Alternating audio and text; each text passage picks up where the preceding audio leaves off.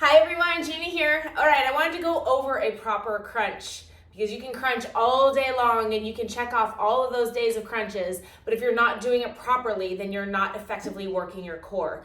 So I'm going to take you through how to do this crunch, a few things to avoid, and a few ways to really maximize each and every crunch. All right, so taking it down to the ground, you want to place those feet on the ground and slowly lower down onto the mat. Fingertips are going to become behind your neck. And as you crunch up, you want to crunch directly up overhead. So one thing that a lot of people do is they crunch like this. So they're crunching directly in front of them, where you want to crunch directly up overhead. So I like to imagine that I have a string that's attached to my tummy, and as I'm crunching, it's almost as if you're using that string to pull yourself up. So all of the focus is in your core. Fingertips come behind the neck. Another mistake that people make is they use their hands to force themselves up into the crunch. I like to use my fingertips rather than my entire hand, so it's just kind of used as a placeholder to guide my neck as I'm using my core to rise up, crunching at the top, taking it down, crunching directly up overhead. Another thing you want to remember to do is to breathe, okay? So as you're coming up, you're exhaling all of that air out of your lungs, squeezing, engaging, and then lowering back down.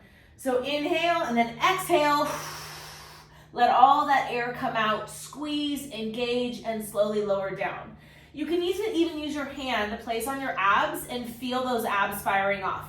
You might even feel a little bit of some shaking, which means you're fully engaging your core and taking it down. One other tip is you have your feet planted on the ground, and just like we have our fingertips lightly behind our neck, those feet are not meant to be gripped into the mat.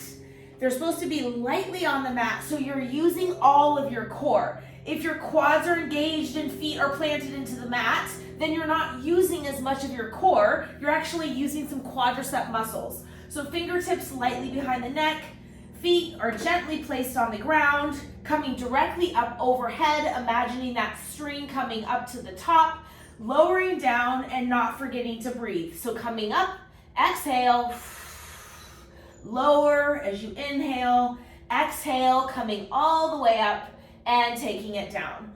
One other tip is you notice that my arms are butterflied open. This helps to really engage just that center core, whereas if my arms and elbows are touching, then I'm more likely to be using my fingers or my hands to pull myself up. So butterflying those fingers open, or those elbows open rather, coming directly up overhead, just helps you to really engage and isolate that core.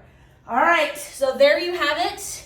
How to do a proper crunch. I'm really excited for you to dig in. This isn't just about building those abs, while they are nice, but as we're doing this, we're actually strengthening and improving our posture and strengthening our lower back. So have some fun with this. If you have any questions, let me know. But remember, it's all about effectively working your core. We're not just going through the motions just to check it off of our calendar. We actually want every single rep to count.